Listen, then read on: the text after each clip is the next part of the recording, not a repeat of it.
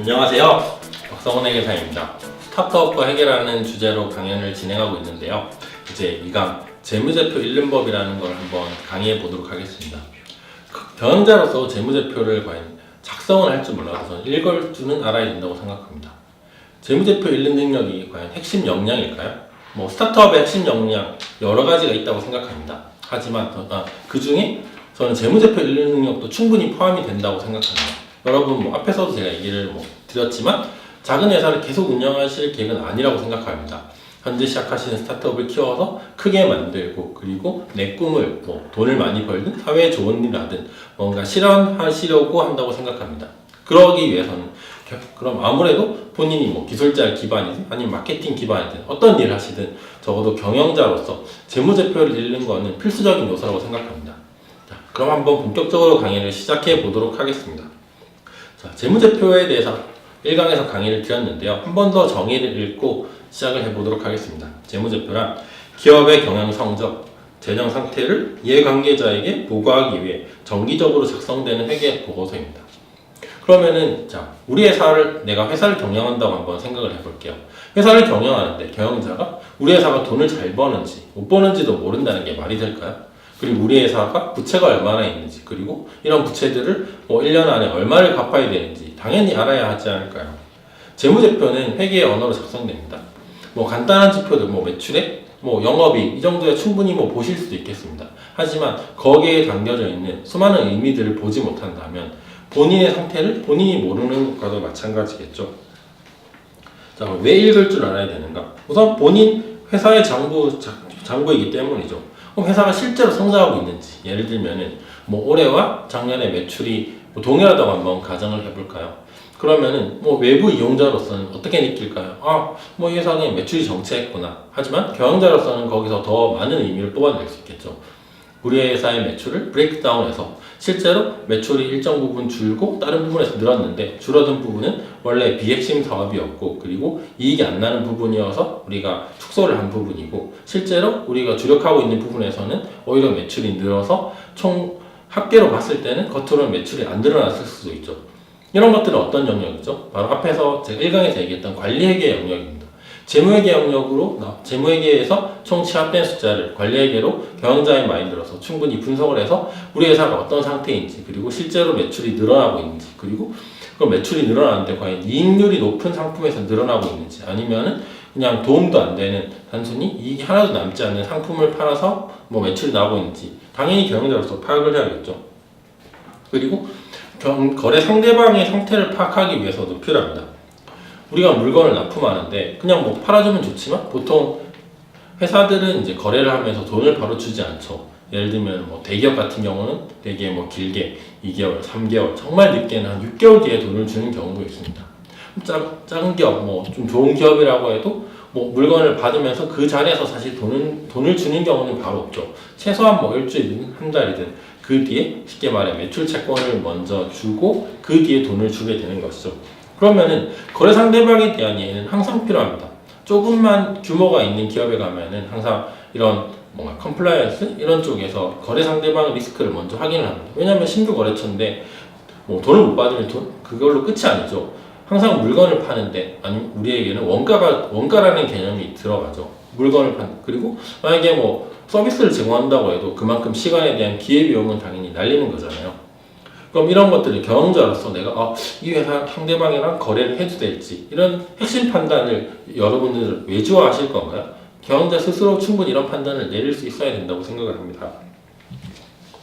자, 그러면은 제가 하고 싶은 말이 이겁니다. 경영자가 장부를 작성할 필요는 없습니다. 여러분 보고 복잡한 세금에 대한 계산을 한다거나 아니면은 이 제품이 이익이 얼마나 남는지 계산할 로직을 다 외우실 필요도 없고요. 최소한 그게 어떤 로직으로 어떻게 계산이 되었는지 그리고 그러한 로직으로 합당한지 그리고 그런 숫자를 이용해서 우리 회사를 앞으로 어떻게 바꿔야 할지 어떻게 나아가야 할지 이런 것들은 최소한 여러분이 판단하셔야 되지 않을까요? 이런 것들을 장부 그냥 회계사한테 맡기면 되는 거 아니야? 세무사들한테 맡기면 되는 거 아니야? 이런 거는 핵심 역량을 외주화하는 일이라고 생각합니다. 그러면은 여러분들 이런 정보를 재무제표를 통해서 파악을 할 수 있는데요. 그럼 재무제표가 어떤 요소로 구성되어 있는지는 알아야 되지 않을까요? 재무제표는 크게 5가지 요소로 구성되어 있습니다. 크게 자산, 부채, 자본, 수익, 비용. 사실 이렇게 용어만 들어서 뭐 간단히 충분히 와닿을 수 있는데 하나씩 조금 살펴보도록 하겠습니다. 자산이란 과거 사건에 의해 현재 기업이 통제하고 있으며 미래의 경제적 효익을 가져다 줄 수 있는 자원으로 정의되는데요. 어떤 의미인가요? 자, 우리가 뭐 예를 들어 과거에 토지를 샀다, 아니면 카메라를 샀다, 뭐 핸드폰을 샀다. 그리고 이러한 것들을 통해서 우리 회사는 뭔가 영업 활동을 하거나 아니면 우리가 영업을 하는데 도움이 되거나 이런 미래의 경제적 효익을 충분히 가져다 줄 것으로 기대가 되죠. 그리고 그런 자원이기 때문에 이런 것들은 자산의 정의를 충족합니다. 그럼 쉽게 말해 회사의 장부에 자산으로 기록이 되어 있겠죠. 부채라는 건 과거 거래나 사건의 결과로 우리가 미래의 자원 유출이 기대되는 의무라고 정의될 수 있는데요. 예를 들면 내가 계약을 맺었어요. 이런 서비스를 제공해주기로 했어요. 그러면 이런 것들은 당연히 의무라고 될 수 있겠죠. 아니면 내가 어떤 물건을 여기서 구매를 했어요. 근데 아직 돈을 안 줬어요. 그럼 이런 것들은 당연히 부채 정의를 충족하고 부채가 되겠죠. 자본은 쉽게 말해서 자산에서 부채를 차감한 항목으로 정의가 됩니다. 되게 뭐 복잡하게 뭐 기업 실제 자산에 대한 소유주의 잔여 청구권이다 이렇게 얘기하실 필요 없고요. 쉽게 말해서 자산에서 부채를 뺀 거를 주주들이 다 가져간다고 생각하시면 됩니다. 여러분들 사업할 때 어떤 마인드인가요? 키워서 내가 갚아야 될 돈 갚고 나머지는 다 내가 가져갈 수 있다 이런 마인드 아니신가요? 채권자는 전혀 다른 의미죠. 채권자는 회사의 부채로 기록이 되는데 예를 들어 은행이 돈을 빌려줬다. 회사가 잘 되면 은행이 뭐 이자율을 높이나요? 아니잖아요. 은행은 그냥 가져갈 만큼 가져가고 나머지는 주주들이 다 가져가게 됩니다. 그리고 수익. 기업의 경영활동 결과 자본이 증가하는 원인을 수익이라고 합니다. 다음, 여기서 자본 거래는 제외한다. 어떤 의미일까요? 대표적으로 예를 들면 우리가 뭐 제품을 팔아서 제품 매출이 났다. 아니면은 수수료 수익을 인식했다. 배당을 받았다. 임대료를 받았다. 이런 것들은 다 수익이 되겠죠. 쉽게 말해 간단히 말해서 돈을 받으면은 회사에서 자산이 늘어나고 자본이 늘어나는 셈이 되잖아요. 자본 거래는 제외한다. 어떤 의미일까요? 회사의 자산이 늘어나는 데는 수익이 발생하는 방법도 있지만 추가 투자를 받는 것도 있겠죠. 예를 들면 신규 투자자를 유치를 해서 신규 투자자가 우리 회사에 한 1억을 넣어줬어요. 그러면 자본이 늘어난 거잖아요. 그리고 현금으로 자산이 늘어나는 거기도 하고. 근데 이건 수익이라고 하지는 않습니다. 왜냐하면 주주와의 기본적인 자본 거래에서 발생하는 항목이기 때문이죠. 비용은 정확하게 수익과 반대되는 개념입니다. 기업 활동의 결과 자본이 감소하는 원인을 비용이라고 하죠. 여기서도 자본 거래는 제외합니다. 아주 간단히 얘기해서 스타트업이든 어디든 예를 들면은 인건비 급여 나가잖아요. 그러면 월급이 계속 주면은 회사에 남는 현금이 줄어들고 회사의 자본은 줄어들게 됩니다. 이자 비용, 임차료, 보험료 이런 것들 다 마찬가지고요. 여기서도 예를 들면 주주들이 돈을 직접적으로 가져갔다 이런 항목들은 제외하게 됩니다. 자, 그러면 이제 재무제표와 거래라는 걸 한번 살펴보도록 하겠는데요. 조금 이제 회계의 기본적인 개념들이 하는데 회계의 기본적인 개념들로 들어가는데 한번 자세히 봐주시기 바랍니다. 자, 우선 거래 요건에 대해서 한번 살펴보도록 할게요. 거래 요건은 자산 상태나 재무제표의 변화가 있을 것 그리고 그 변화를 화폐로 측정 가능할 것인데요. 되게 좀 이해가 안 되시니 제가 예시를 한번 좀 가져와 보도록 하겠습니다. 예를 들면 대금을 결제한다. 이거는 회계적인 거래일까요? 네, 그렇죠. 회사에서 현금이 나가고 우리가 갚아야 될 부채가 줄어드는 거래가 되잖아요. 그럼 거래가 아닌 것, 예를 들면 비품을 우리가 주문한다. 이런 걸 주문하는 것 자체는 회계적으로 거래가 아닙니다. 왜일까요? 회사의 재무 상태에 대해 아무런 변화가 없기 때문이죠. 물건이 왔나요? 아직 아니죠. 그렇다고 우리가 돈을 지급해야 했나요? 그런 것도 아니잖아요. 물건이 만약에 도착하면 우리한테는 자산이 생기고 갚아야 될 돈이 생기는 거겠죠. 이럴 때는 거래가 되지만 주문한 것 자체는 아직은 거래가 아닙니다. 그리고 화재로 재고자산이 소멸되다. 이거는 뭔가 얼핏 들었을 때 거래가 아닌 것 같잖아요. 그래도 회사의 재정 상태에 당연히 영향을 미치게 되잖아요. 이런 것들은 당연히 거래라고 합니다. 역시 반대로 건물 매입 계약을 체결한다. 이런 것 자체는 아직은 거래가 아니죠. 그리고 물건을 교환한다. 물건을 교환한다면 내 자산의 구성이 바뀌게 되죠. 예를 들면 내가 뭐 이런 핸드폰을 주고 뭐 이런 예를 들어 사물함 아니면 책상을 받아오기로 했어요. 이런 것들도 충분히 거래 범죄에 포함될 수 있겠죠. 그럼 거래 종류를 간단히 살펴보면은 뭐 내가 물건을 교환하는 교환 거래가 있을 수 있고, 그리고 아니면은 내 손익에 영향을 미치는, 예를 들면 내가 물건을 팔았다 이러면은 당장 뭐 현금도 들어오고 뭐 수익도 생기고 이런 게 될 수 있겠죠. 그리고 혼합적으로 거래가 발생할 수도 있습니다. 그리고 현금의 변동 여부에 따라서 직접 바로 현금이 들어오는 거래가 있을 수도 있고요. 아니면은 그와 관련 없는 대체 거래가 있을 수도 있습니다. 자, 그럼 재무제표의 근간인 복식부기 그리고 발생주의에 대해서 한번 알아보도록 하겠는데요. 이런 것들을 알아야만 재무제표를 충분히 읽으실 수 있습니다. 한번 잘 따라와 보실까요? 복식부기란 장부의 차변 왼쪽이라고 하고 대변 오른쪽이라고 하는데요. 여기에 동일한 금액을 각각 다른 계정을 사용해서 거래를 기록하는 방법입니다. 되게 좀 어려울 수 있는데 한번 좀 더 예시를 가지고 설명을 해보도록 하겠습니다. 어떠한 거래든 항상 이중 속성을 가지고 있는데요. 어떤 의미일까요? 하나의 행위는 최소한 두 가지 이상의 거래에 영향을 끼치게 됩니다. 예를 들면은 내가 뭐 현금을 지급해서 차입금을 상환한다. 그러면은 일반적으로 이렇게 그냥 회사에 현금이 줄었네 라고 볼 수도 있지만 상대 계정으로 어떻게 되죠? 상대 계정으로는 차입금도 줄어든 거잖아요. 그럼 이 두 가지 계정의 변화를 항상 같이 나타내는 겁니다. 이렇게 하면 좋은 점은 항상 거래에 대한 검증이 되는 거죠. 양쪽으로 기록을 하기 때문에 한쪽이라도 틀리면은 항상 나중에 이렇게 차변과 대변의 합계가 안 맞다고 하는데요. 이렇게 해서 자기 검증도 이루어지고 계정의 변동을 다 나타낼 수 있습니다. 그러면은 이거는 뭐 그냥 돈을 갚은 거니까 이렇게 내지 뭐 다른 거래도 이중인가? 예를 들면 내가 점심을 사 먹은 거 이게 무슨 이중 거래예요? 라고 생각할 수 있지만 한번 그것도 설명해 드려보겠습니다. 내가 오늘 점심을 사 먹어요. 그러면 점심 뭐 8,000원짜리 사 먹으면 현금이 8,000원이 나가겠죠. 이것도 상대 계정이 있나요? 즉 역시 이거에 상반되는 동전의 뒷면과 같은 게 있나요? 당연히 있죠. 이거는 내 비용이잖아요.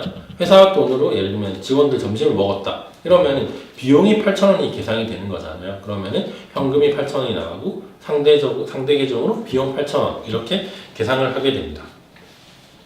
그리고 재무제표의 근간, 발생주의라는 걸 한번 알아보도록 하겠는데요. 1강에서 제가 손익계산서와 현금흐름표의 차이를 간단하게 설명을 드렸었는데 그 차이가 왜 나는지 여기서 좀 더 자세히 설명을 드리려고 합니다. 자, 발생주의의 기본 개념은 이렇습니다. 현금의 수입과 지출과는 관계없이 수익과 비용은 발생된 시점에서 정확하게 기간 손익을 인식하는 기준이다. 역시 잘 알아가시죠? 이것도 한번 예시를 들어서 제가 해보도록 하겠습니다. 우리 장부의 결산 기간은 1월 1일부터 12월 30일이라고 한번 가정을 해볼게요. 그리고 영업을 하던 중 12월 말쯤에 새로운 거래처가 와서 너네 회사 물건 좀 살래. 지금 좀 납품해줘. 근데 돈은 내가 한 달 뒤에 줘도 될까? 라고 이렇게 제안을 해요. 그러면은 내가 납품을 해요. 예를 들어 12월 한 25일쯤 물건을 줬어요. 돈을 받았나요? 안 받았잖아요. 근데 그러면 내가 돈을 안 받았으니까 매출을 안 일으킨 건가? 근데 확실히 내가 돈을 받을 권리도 있는 거고 이미 물건도 넘겼는데 어떤 게 맞을까요?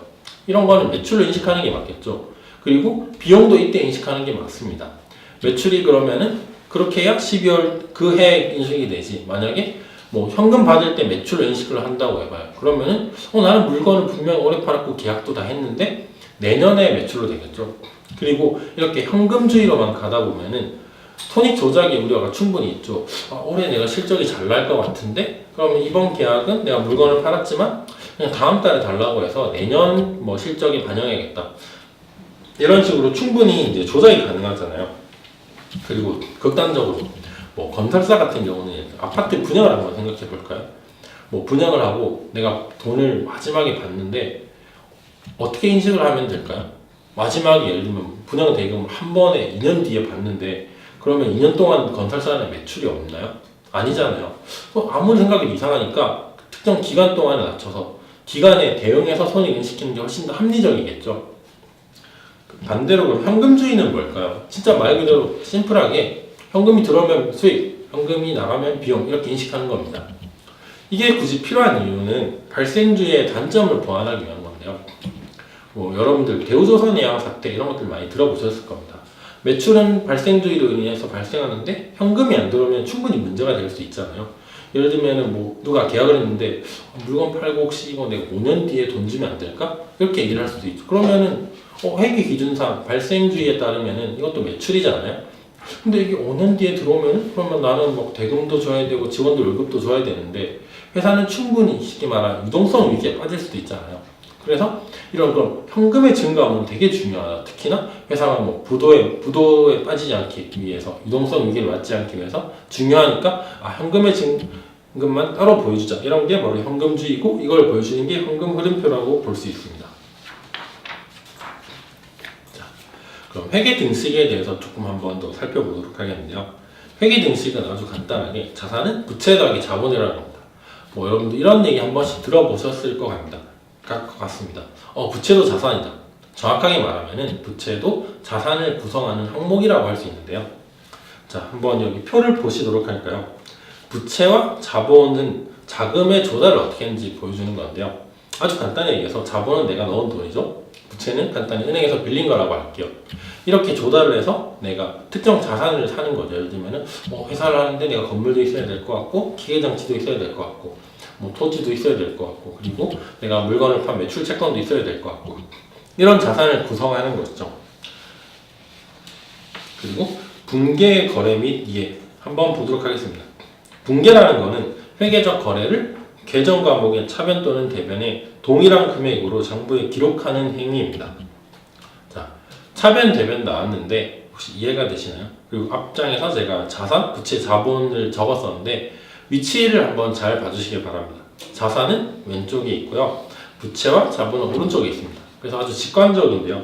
분계를 했을 때 쉽게 말해 왼쪽 차변에 자산 항목을 적으면 어떻게 되나요? 자산이 늘어나는 거고요. 반대로 오른쪽에 자산을 적으면 자산이 줄어드는 거겠죠. 반대로 왼쪽에 부채를 적는다. 부채는 원래 오른쪽인데 그러면은 부채가 줄어든다는 의미고요. 반대로 오른쪽에 부채를 적으면 부채가 늘어난다는 의미겠죠. 그러면 수익과 비용은 어느 쪽에 적어야 될까요? 자산이 왼쪽에 있고 그러면은 수익도가 왼쪽인가? 라고 생각을 할 수 있지만 반대죠. 왜냐하면 수익을 오른쪽에 적어야 그에 대한 상대되는 계정으로 자산을 적고 그럼 수익이 발생하면서 자산이 늘어난다. 이런 식으로 이해를 해볼 수 있을 것 같습니다. 예시로 한번 볼까요? 예를 들면은 자산에 내가 차변을 적고 차변에 자산을 적고 대변에도 자산을 적어요. 어떤 경우가 있을 수 있을까요? 내가 현금 주고 예를 들어 핸드폰 아니면 노트북을 사온다고 한번 가정을 해봐요. 그러면은 대변에 내가 자산을 적어서 즉 현금을 적어서 현금이 줄어들고 차변에 다시 내 노트북을 적어서 자산이 늘어난 이런 거래를 한번 생각해 볼 수도 있겠죠. 예시로 그럼 원가 3,000원짜리 토지를 5,000원에 팔아서 2,000원의 차익을 남겼다 이렇게 생각해 볼 수 있겠죠. 그러면은 차변에 현금 5,000원, 대변에 토지 3,000원, 그리고 차익 2,000원을 이렇게 기록을 해볼 수도 있습니다. 네, 그럼 이 강은 여기까지 하도록 하겠습니다. 감사합니다.